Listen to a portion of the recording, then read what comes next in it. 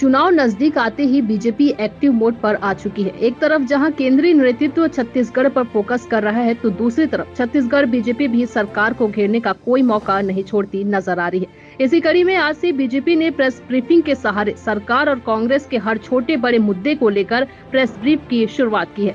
भाजपा प्रवक्ता केदार गुप्ता ने 2 मुद्दों को लेकर प्रेस को ब्रीफ किया है। उप मुख्यमंत्री टी.एस. सिंहदेव द्वारा खुद घोषणा पत्र समिति में शामिल होने से मना करने पर सवाल खड़े किए गए।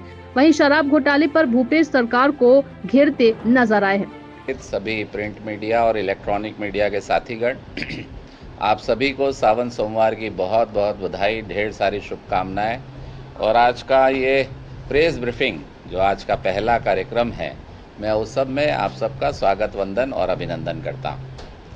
निश्चित रूप से चुनाव नज़दीक है, और जब चुनाव नज़दीक है और सत्तारूढ़ पार्टी जो 70-71 विधायकों के साथ सत्ता में है, और अभी वर्तमान में एक उप मुख्यमंत्री भी उन्होंने घोषित किया, माननीय टी.एस. सिंहदेव जी को, उसके बावजूद आज क्या हाल है आप सब जानते हैं कि उप मुख्यमंत्री बनाने का कारण कांग्रेस पार्टी में अंदरूनी असंतोष, खींचतान, गुटबाजी, यहाँ तक की गुटबाजी कि अब दिल्ली में भी छत्तीसगढ़ के 2 गुट हो गए। एक गुट भूपेश बघेल जी को चाहता है, तो दूसरा गुट माननीय टी.एस. सिंहदेव जी को उप मुख्यमंत्री बनाता है।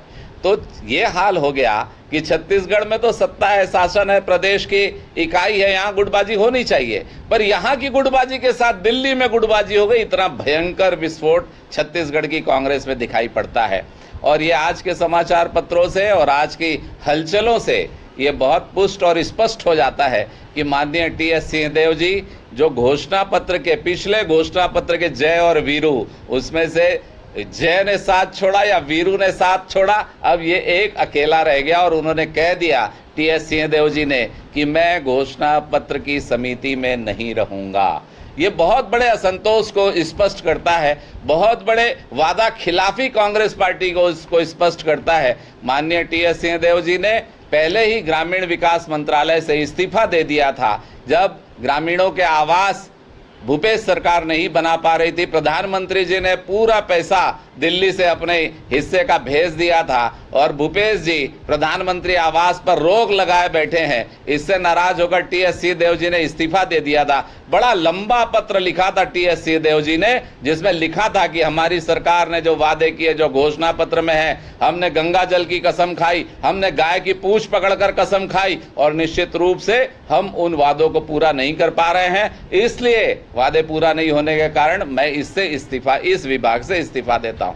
और आज ये स्थिति है कि उन्होंने नए घोषणा पत्र जो आगामी चुनाव नवंबर 2023 के लिए बनने वाला है, उसमें कांग्रेस पार्टी, कांग्रेस की सरकार में रहना उचित नहीं समझा, क्योंकि है तो बाबा, राजा है, और जो बोले नहीं हो तो फिर कितनी बार आप पर विश्वास करेंगे। तो मेरा कहने का यह अर्थ है कि कांग्रेस पार्टी के उप मुख्यमंत्री ही अब सरकार पर और कांग्रेस पार्टी पर भरोसा नहीं कर रहा है कि वो जो संकल्प करेंगे, वो जो घोषणा करेंगे, आने वाली सरकार वो तो खैर बननी नहीं है, कांग्रेस पार्टी उसे पूरा करेगी कि नहीं, कांग्रेस पार्टी उस पर अमल करेगी कि नहीं। निश्चित रूप से ये एक बड़ा राजनीतिक संदेश है, जिसमें कहीं ना कहीं कांग्रेस का असंतोष, कांग्रेस के ऊपर वादा खिलाफी, कांग्रेस की असफलताओं के कारण माननीय टी.एस. सिंहदेव जी आज घोषणा पत्र समिति में रहने से इनकार करते हैं। 2022 में इनकम टैक्स डिपार्टमेंट की जो रेड पड़ी थी, उसमें यह बात सामने आई थी कि छत्तीसगढ़ में शराब का पैसा इधर से उधर नकदी ट्रांसफर हो रहा है। और उसको लेकर जब इनकम टैक्स डिपार्टमेंट ने ईडी को यह बात की सूचना दी थी, ईडी यहां पर पहुंची और उसने कार्रवाई करते हुए 1500 करोड़ के घोटाले का 2000 पन्ने का अभी सारा कुछ तथ्यात्मक घटनाक्रम कोर्ट में जमा किया। मैं आप सबको भाइयों ये बात बताना चाहता हूं कि सरकार के जितने भी अधिकारी हैं, जितने इसमें संबंधित व्यापारी हैं, वो सब जेल की सलाखों के पीछे हैं।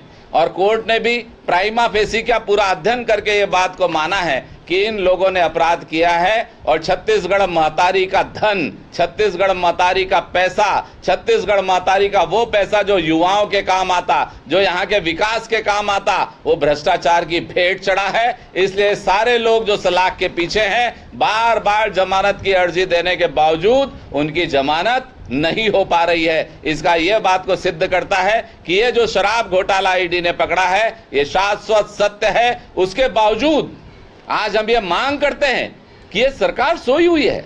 इसके आबकारी मंत्री क्यों बनाए जाते हैं विभागों में? इतना बड़ा घोटाला हो गया, लोग गिरफ्तार हो गए, परंतु आज तक आबकारी मंत्री ने ना बयान दिया उस घोटाले के लिए और ना ही इस्तीफा दिया। और क्या माननीय मुख्यमंत्री जी आबकारी मंत्री को संरक्षण दे रहे हैं?